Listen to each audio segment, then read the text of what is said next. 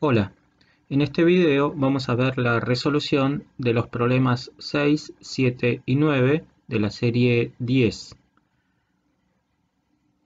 Vamos a necesitar, además de la guía de problemas, la tabla de datos. Empecemos con el problema 6. El enunciado dice: a continuación se muestran los espectros infrarrojo de N-hexano y N-perfluorohexano. Nos pregunta cómo podría explicar la diferencia en las bandas de absorción y que justifiquemos. Lo primero que hay que hacer es dibujar las moléculas de N-hexano y la molécula de perfluorohexano, que es como el hexano, pero se sustituyó cada uno de los hidrógenos por flúors. Como los picos de absorción en el espectro infrarrojo representan transiciones energéticas entre distintos niveles vibracionales, conviene preguntarse qué tipo de enlaces están presentes en la molécula de hexano y perfluorohexano. En el caso del hexano, están presentes enlaces sigma carbono-hidrógeno y sigma carbono-carbono. En el caso del perfluorohexano, están presentes enlaces sigma carbono-flúor y sigma carbono-carbono. Ya que sabemos qué tipos de enlaces están presentes en cada una de las moléculas, ahora conviene averiguar las vibraciones que pueden existir. Para el caso del hexano, puede haber estiramientos del enlace carbono-carbono y carbono-hidrógeno, y además puede haber modos vibracionales del tipo flexión del enlace carbono-carbono y el enlace carbono-hidrógeno. Para el caso del perfluorohexano, puede haber modos vibracionales por estiramiento del enlace carbono-carbono y del enlace carbono-flúor. Y además pueden existir modos vibracionales del tipo flexión del enlace carbono-carbono y el enlace carbono-flúor. Ahora quiero que presten atención al espectro de la izquierda, que corresponde al espectro infrarrojo del hexano. La tabla que vamos a necesitar para explicar las señales que se ven en este espectro es la tabla 12.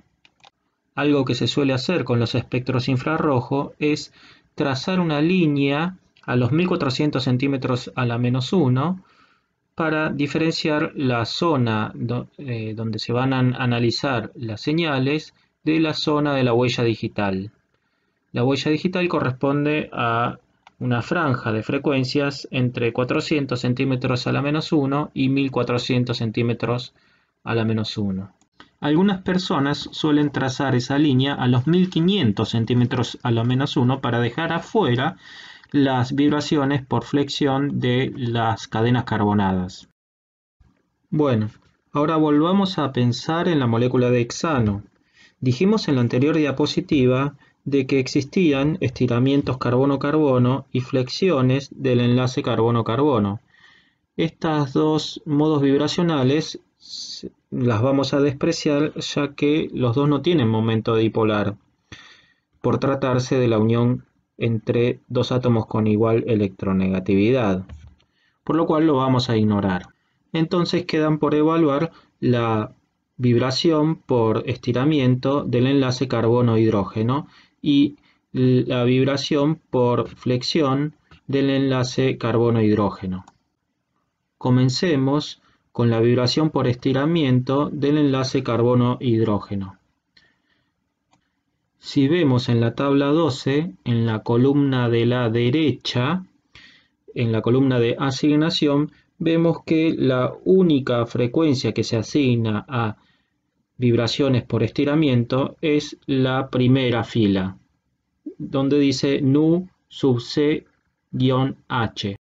Esas vibraciones por estiramiento ocurren en un intervalo entre 2880 centímetros a la menos 1 y 2975 centímetros a la menos 1.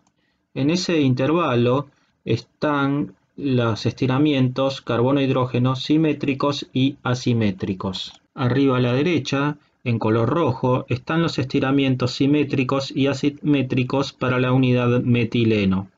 En el estiramiento simétrico, los hidrógenos se alejan del carbono en el mismo eje del enlace carbono-hidrógeno de manera simultánea. Se alejan y se acercan a la misma velocidad y en fase. En cambio, en el estiramiento asimétrico, cada uno de los hidrógenos se alejan a diferente velocidad y en forma desfasada. Esto lleva a que la frecuencia en este tipo de estiramiento asimétrico sea de mayor energía. Entonces, en la región entre 2900 y 3000 centímetros a la menos 1 se asigna al pico más intenso y con mayor frecuencia al estiramiento carbono-hidrógeno asimétrico, y al pico menos intenso y con menor frecuencia al estiramiento carbono-hidrógeno simétrico. La otra vibración que nos falta representar es la de flexión del enlace carbono-hidrógeno. Para el caso de la vibración por flexión del enlace carbono-hidrógeno en la unidad metileno, esto lo vamos a ver en el problema 7, ya que lo pregunta. Lo vamos a postergar. En cambio, vamos a ver la flexión del enlace carbono-hidrógeno para el caso del metilo, para el CH3. La vibración por flexión carbono-hidrógeno la podemos ver en la tabla, en la fila de abajo, que está con recuadro verde. Ahí vemos que existen dos flexiones, la flexión asimétrica y la flexión simétrica. La flexión asimétrica tiene una frecuencia un poquito mayor a la flexión simétrica. ¿De qué se trata la flexión asimétrica y simétrica del enlace carbono-hidrógeno para la unidad metilo? Esto lo vamos a ver en la figura de la izquierda. En la flexión simétrica del metilo se asemeja al movimiento de un paraguas. En este caso, los tres hidrógenos de manera simultánea y en fase se cierran y se abren como si fuese un paraguas. Esa sería la flexión carbono-hidrógeno simétrica de la unidad metilo. Otra de las flexiones posibles en la unidad metilo es la del balanceo. Es decir, si uno traza una línea imaginaria entre los tres hidrógenos de la unidad metilo, ese plano definido por esos tres hidrógenos se balancea para uno y otro lado. Ese triángulo imaginario se balancea pero no se deforma. Esa sería la deformación o la flexión asimétrica. Las frecuencias de la flexión simétrica y asimétrica de la unidad metilo podrían explicar las señales que se observan en el espectro infrarrojo. Bueno, ahora prestemos atención al espectro del perfluorohexano. Si miramos el espectro del perfluorohexano, observamos que hay una única señal que representa la transición de alguna vibración a los 1250 centímetros a la menos 1. Comparando este espectro infrarrojo con el del hexano, vemos que es tan ausente la señal de la flexión carbono-hidrógeno en la región de 2900 a 3000 centímetros a la menos 1, y además no está presente la señal de la flexión carbono-hidrógeno del metilo que habíamos visto anteriormente. Debe resultar lógico de que no estén esas dos señales, pues en la molécula de perfluorohexano no hay enlaces carbono-hidrógeno.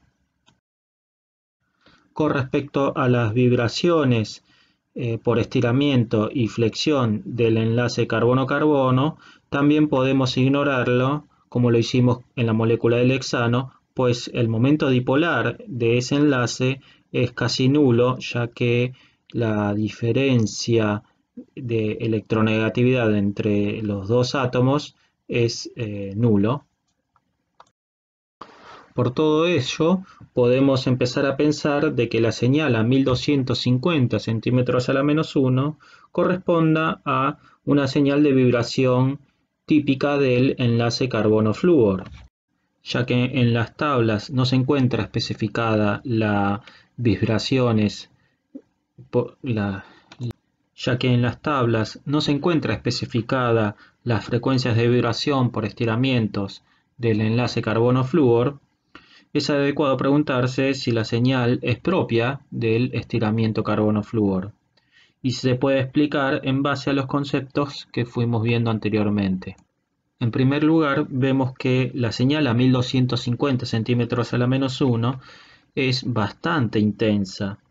Y esto es lógico si uno considera que el enlace carbono-flúor está bastante polarizado, ya que la diferencia de electronegatividades entre el átomo de carbono y el átomo del flúor es bastante grande.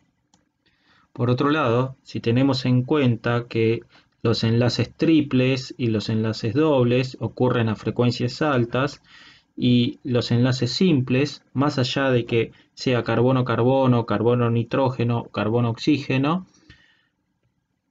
los enlaces simples ocurren o vibran a frecuencias entre 1000 y 1200 centímetros a la menos 1. Y en este caso encontramos que está vibrando una señal a 1250 centímetros a la menos 1.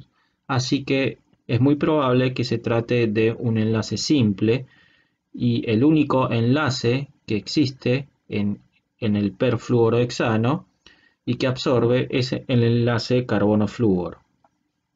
Por estas dos razones resulta lógico asignar a la señal a 1250 centímetros a la menos 1 como la señal de la vibración por estiramiento carbono-flúor.